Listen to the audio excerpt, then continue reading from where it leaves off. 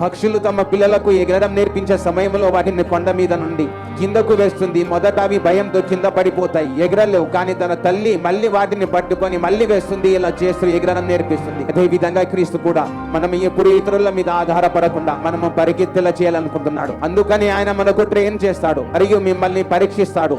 అందుకని ఆయన మిమ్మల్ని అగ్నిలో నుండి నీటిలో నుండి నడిపిస్తూ పరిగెత్తేలా చేస్తున్నాడు.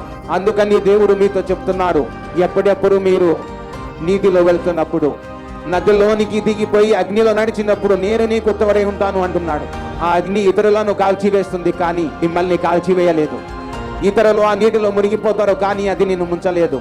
ఎందుకంటే నీవు దేవుడు అనుమతించిన అసలైన పరీక్షలో ఉన్నావు కాబట్టి ఇది మీ కొరకు, మీ మంచికే, మీ లాభానికే ఉద్దేశించబడింది. నీవు ఆ పరీక్ష నుండి బయటికి వచ్చినప్పుడు అప్పుడు నా మాట గుర్తించుకోండి, ఈ మొత్తం ప్రపంచంలో నీకు సమానమైన వారు ఎవరు ఉండరు.